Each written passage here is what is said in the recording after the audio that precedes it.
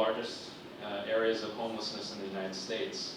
So the key challenge was how to deal with this kind of transient population and these host of social issues, including mental illness, drugs, and crime. And part of that challenge was the attempt to bring together a group of committed stakeholders. And in this case, the key to that is having a very visionary client. And in this case, the client represented a kind of new model for public-private partnership. And one of the key questions of social housing is how to create incentives to fund and develop social housing in a market economy. In the US, local governments, recognizing their limited resources, have turned to the private sector to help provide social infrastructure and have teamed up with local businesses to provide a market where nonprofit developers can fund projects with private capital from banks and developers in return for tax credits that can then be bought and sold to commercial businesses to reduce their tax burdens. You know, this may not sound particularly relevant in terms of an architectural context, but the point I want to make is that in these kind of situations, it's not just the architect, but it's a collection of stakeholders that really makes a difference. And in this case, it's a collection of clients, politicians, and community members that help to create the conditions for social housing to be successful. In this particular project, which actually Patrick and I, was one of the first projects Patrick and I worked on. You'll see that's, in this area, you had a very large population of homeless people that needed a really expanded level of social services. So the building takes on a very simple courtyard typology in the same way as the previous project. And it was the main issue was about how to arrange these social services, these programs and activities in a way that would help to create a sense of community and also help to register a kind of presence in the city. So the form of the building takes the idea of the courtyard and is connected by a bridge with a community room. And above this is a terrace for residents that can be used for outdoor events and activities. By creating spaces that are both contained yet opened, we were able to communicate architecture as a strong positive presence in the city rather than an introverted, gated space. This project was the first with this developer, and there were a lot of challenges, and actually it was a very steep learning curve. But we learned that actually to create a maximum sort of architectural effects through very simple and modest means.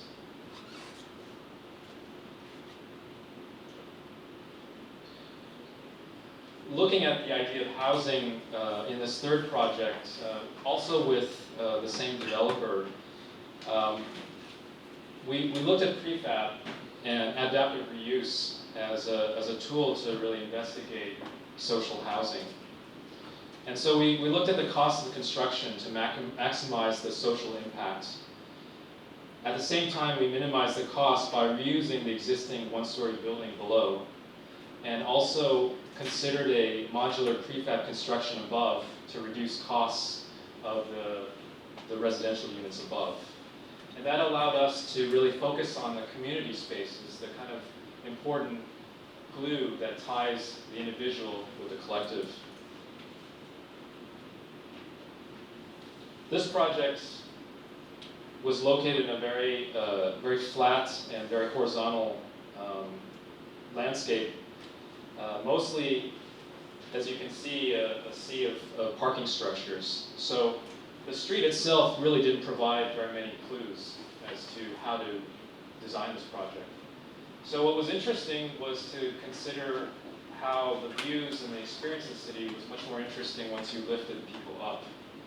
And so that was the start of thinking about this project, where we could actually look at keeping the existing structure, existing building, and building a kind of a platform and lifting the residences up to the city where all the important views and all the sort of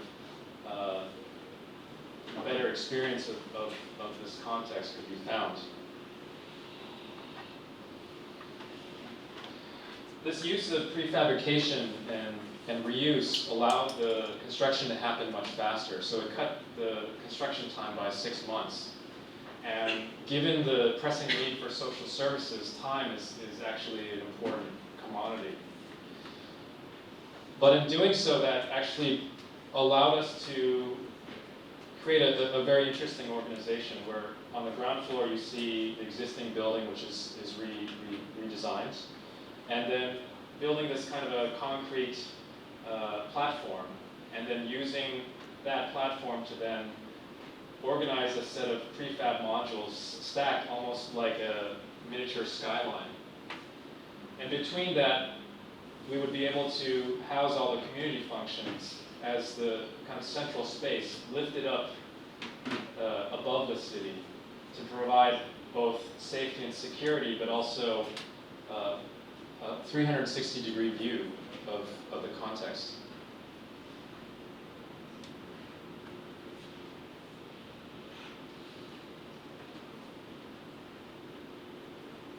So that intelligence, that thinking about the context in a different way, and looking at technologies to create efficiencies.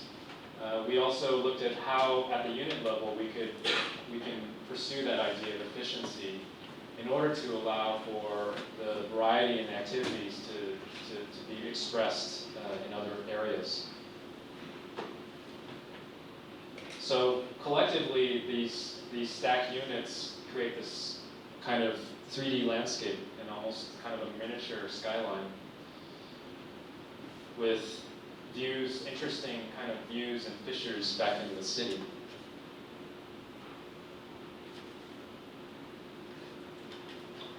So in a way, this project consolidated a lot of ideas of the previous 2 projects, using technology, using adaptive reuse, but still having the same ingredients, which was a concern about how we organize the communal functions and the activity spaces, how those become the prime elements that tie the individual life of residents with the life of the city.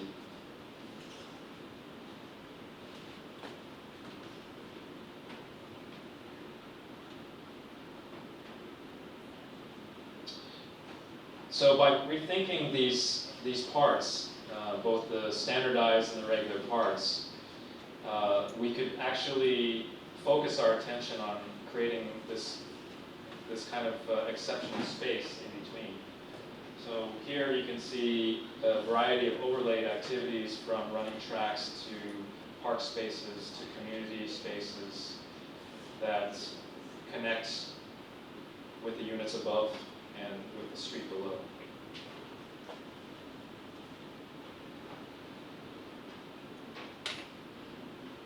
And taken collectively, it's really about the activities and the sense of community that you create in the middle. So it's not only creating a space in the middle, but also communicating it back to the city with this kind of 360-degree view of the neighborhood outside.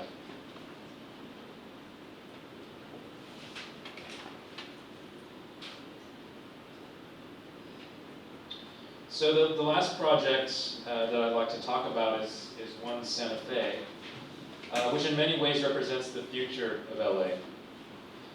This is situated in an area of an emerging downtown with a thriving arts district, a famous architecture school, and is situated at the edge of the East LA.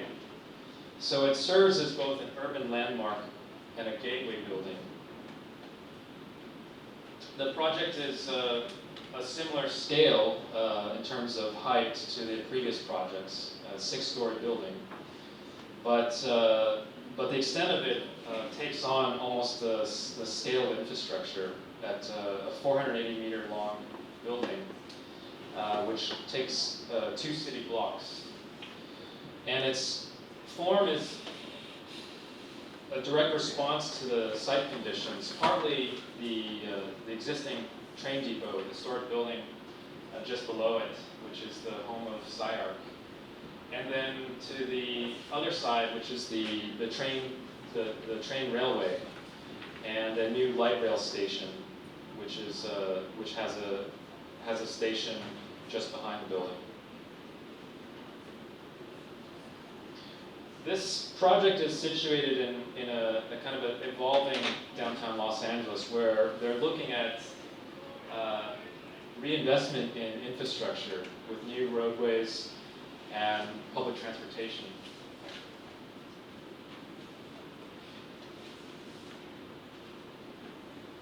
And here you see the community, this kind of vibrant community that's forming around this previously industrial area of the city.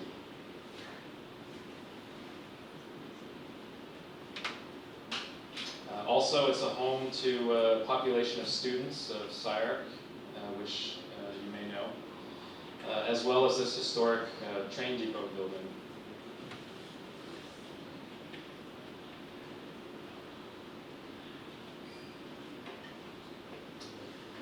Again, in this situation, the issue of stakeholders is important to take note. This site actually is on public land that's also operated by the MTR Transit Authority. And so this project actually took probably almost a decade to be developed, where I was involved in the early planning stages, and its construction happened several years ago.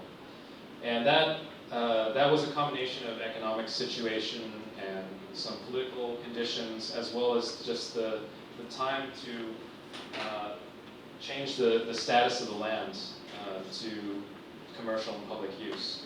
And part of that was to bring in these kind of different stakeholders, particularly the transit authority, to integrate it into the functions of the building.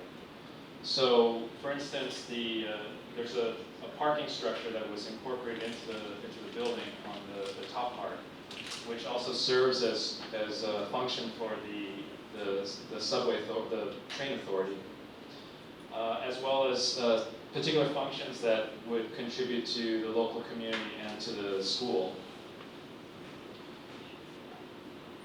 So in a way, this is probably a kind of different scale, but in a similar way, a condition not unlike what's happened with Hong Kong, where previously Hong Kong was a kind of an industrial rail for transport, but then became converted into public and commercial use.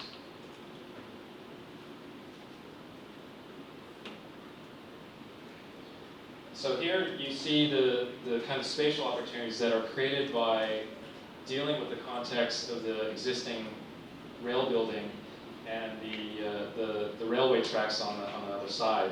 So the building actually creates this three-dimensional gateway that provides spaces above, below, and beside that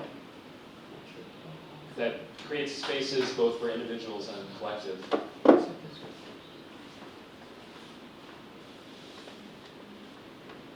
And here, as I mentioned, the view of the building almost as a kind of a gateway.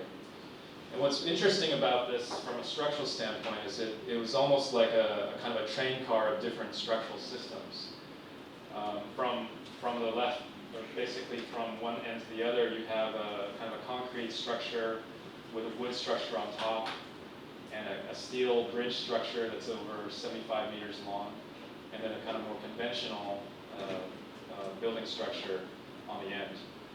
So within this kind of linear building,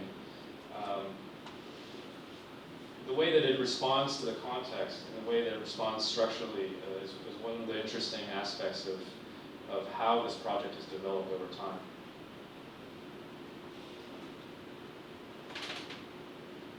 Again, here you can see this kind of three-dimensional relationship, the idea of this floating courtyard and gateway entry From the left, you have the light rail station, and from the right, you have the view of the school, the SciArc school.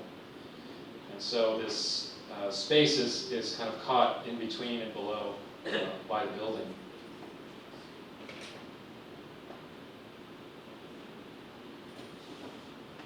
And from the ground floor, you have a variety of commercial mixed-use functions that communicate back to the street.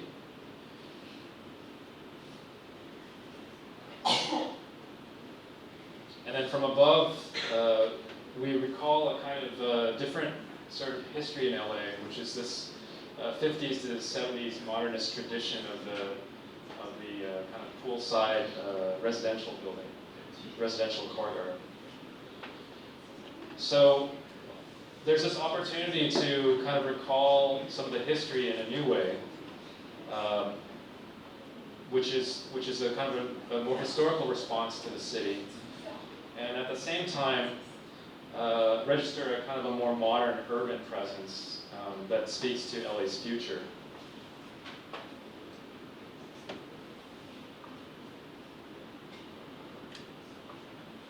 And this future relates to creating individual spaces for people, like these series of terraces and scaled pedestrian streets, to collective spaces that are lifted above the city to provide views in an unexpected way.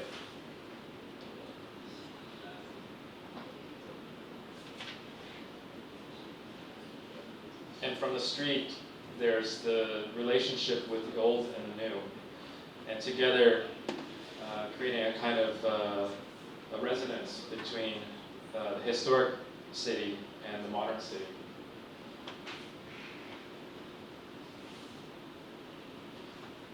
So in closing, the 4 projects that I showed today illustrate the different ways that housing can respond to urban and social conditions of the city to create a sense of place. In thinking about housing, one must look for opportunities for architecture to express these needs, whether we are dealing with a horizontal urban context like LA in this case, or a vertical, three-dimensional urban condition like Hong Kong. And finally, I'd like to end the talk with this graphic on the housing in Hong Kong. And here, given the unique economic and demographic situation of Hong Kong, we see that 60% of the housing is dominated by this kind of dense vertical tower typology.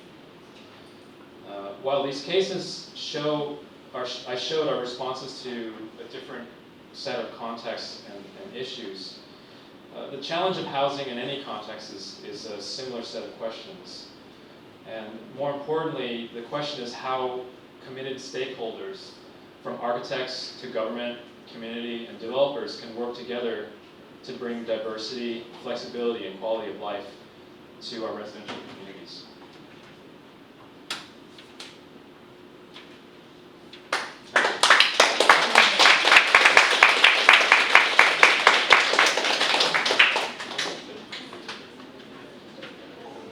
I think we have a bit of time for questions. So if you have questions. Can I just ask a question? Sure. You know, all those 4 projects have 2 common features to me: the whiteness and the red. Are those required by the clients or your own design style, or is the practice style? And Well, I think those are particular kinds of expressions that are part of what Patrick was saying. Is that the architects, as architects, you know, we have the project and we have the project that we're searching for, which is about finding the tools and finding the sort of expression to communicate certain ideas about architecture. And in the case of social housing, which is different from commercial housing, the language that we have is obviously conditioned by economics. And so in this case, space and articulation of space through very simple means such as color and through contrast with the city was one way that we were able to kind of communicate the aspirations of the project. So, maybe whiteness, there is a particular historical tradition in modernism about whiteness, which we're trying to respond to. But also in a way, it's about, but from a kind of a morphology, we're also trying to respond in a very direct, contemporary way to the city. So these are kind of the particular ways that we express these ideas. But obviously, particular color or is always a sort of a personal, kind of a personal choice. So. They just white render walls. Sorry? White render walls. Yeah, it's white rendered walls. So, that's probably the most elemental kind of way of expressing architecture in space. And the cheapest, probably.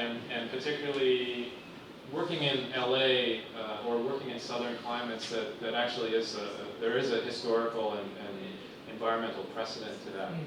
So I think in another sense, the use of white is not so out of the ordinary when you kind of look at the history of architecture in southern climates or in warm climates. Thank you. Yeah, I think that's actually a very interesting question. There is one more project that Stephen didn't show. It's called Inner City Arts, which is an art school that is located in the same area with graffitis, with homeless people. So the statement of using white was in itself a kind of provocation. It's in a way to say that it's almost to voice to the community that we're part of you, right? That we're not trying to keep the school away from you, and the community feels in a way entitled, right, to protect it, to keep it white. So that coat of paint becomes almost like a political statement. I should support that. Yes. I think that particular project is particularly successful in terms of its whiteness because it becomes very inviting, accommodating. Very refreshing. Because then the community feel they're kind of free to do something about that.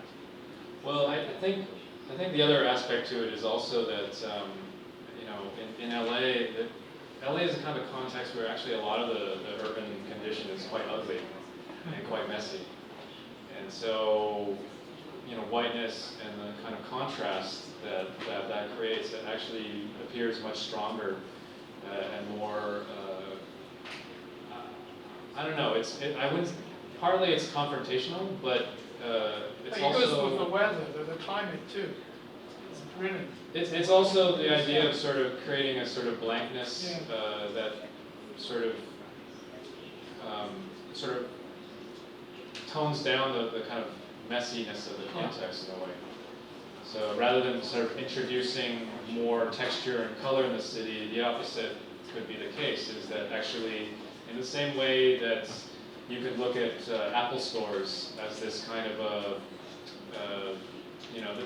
at some point there are going to be books written about the kind of history of Apple stores and on an urbanistic level.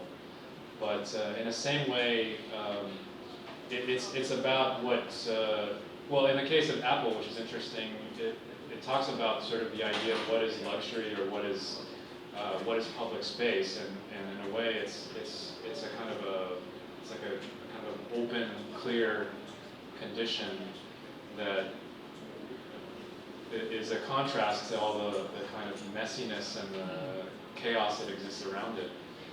So that's a kind of that's partly an aesthetic question, but I think it's also in a way a kind of ideological position to the city that's worth thinking about as you're designing housing. That it's not housing or any kind of piece of architecture is not just a sort of addition to the city, but actually it's a reaction to it, and a kind of, in some ways, maybe an antidote to the constant proliferation of texture and noise and excitement that that's in the modern city.